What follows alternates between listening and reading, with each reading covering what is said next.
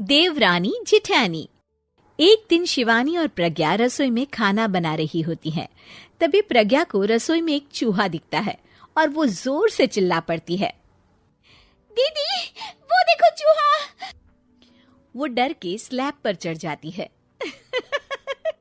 अरे चूहा ही तो है, तू तो ऐसे डर रही है जैसे तूने कोई भूत देख लिया हो। कितनी डरपोक है तू भी ना प्रज्ञा। आप ज्यादा हंसो मत दीदी, हर इंसान को किसी ना किसी चीज से डर लगता है। लगता होगा, पर मुझे तो किसी चीज से डर नहीं लगता। मैं तो बहुत बहादुर हूँ, पर तू हद कर दी भाई, एक चूहे से डर गई है। एक दिन प्रज्ञा अपने कमरे से बाहर निकल रही होती है और तभी शिवानी उसे पीछे से आकर डरा देती है। प्रज्ञा एकदम से उछल पड़ती है। दीदी ऐसे भी कोई मजाक करता है क्या? अरे जरा अपनी शक्ल तो देख, एकदम बैंगन की तरह नीली पड़ गई है। अरे मेरी देवरानी इतनी बड़ी डरपोक है, मुझे तो पता ही नहीं था। आप ऐसे चौंकाओगे तो कोई भी डरेगा ना। अरे नाना, कोई बहाना अब काम नहीं आएगा। आज से ना तुम्हारा नाम है डरपोक प्रज्ञा। शिवानी प्रज्ञा का मजाक उड़ाकर चली जाती है। प्रज्ञा शिवानी की मजाक उड़ाने की आदत से परेशान हो जाती है। जब देखो मेरा मजाक उड़ाती रहती है, इनकी शिकायत तो मम्मी जी से करनी ही पड़ेगी मुझे।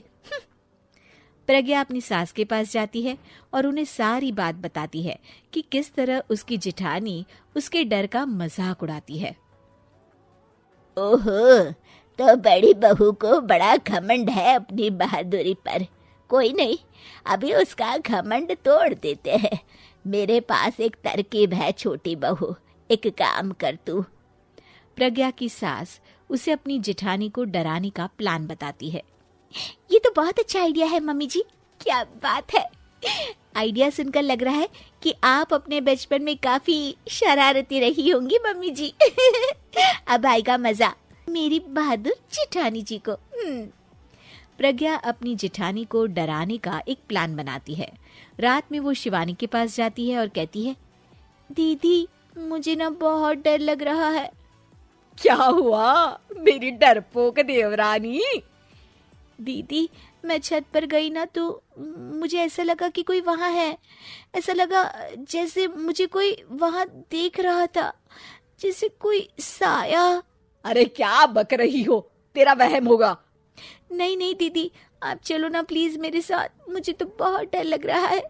मेरी एक साड़ी सूख रही थी, वही लानी है। प्लीज आप चलिए ना ऊपर मेरे साथ। ओफो, चल। प्रज्ञा शिवानी को बहाने से छत पर ले जाती है और वो उसके पीछे चल रही होती है। ले आ गए हम छत पर, कहाँ है भूत, दिखा, कहीं तो है नहीं। तभी प्रज्ञा चुपके से सीढ़ियों पर छुप जाती है और शिवानी छत पर अकेली रह जाती है। अरे प्रज्ञा कहाँ चली गई? प्रज्ञा एकदम से सीढ़ियों का दरवाजा बंद कर देती है। अब शिवानी को डर लगने लगता है। मैं नीचे चली जाती हूँ। लगता है प्रज्ञा भी नीचे ही चली गई है। तभी उसके सामने एक खुले बाल सफेद साड़ी में औरत खड़ी होती है। शिवानी उस औरत को देखकर डर जाती है। हाल तू जलाल तू आई बला को टाल तू, हाल तू जलाल तू आई बला को टाल तू।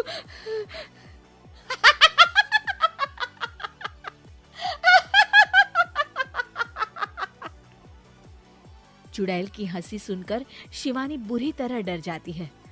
नहीं नहीं मुझे छोड़ दो, भगवान के लिए मुझे छोड़ दो। नहीं नहीं नहीं नहीं नहीं नहीं नहीं, नहीं। मैं तुझे नहीं छोड़ूंगी, मैं तेरा खून पी जाऊंगी। तभी चुड़ैल की हंसी उसकी सास की हंसी में बदल जाती है।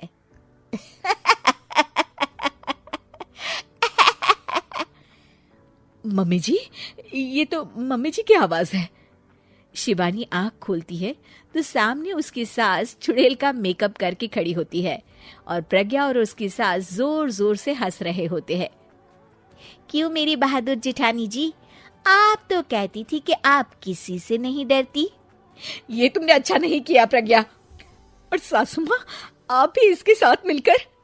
और नहीं तो क्या बहू, तुम अब मेरी छोटी बहू का ऐसे मजाक बनाओगी तो मुझे तो चुड़ैल बनना ही पड़ेगा ना। प्रज्ञा और उसकी सास और जोर से लगते हैं और शिवानी गुस्से में नीचे चली जाती है।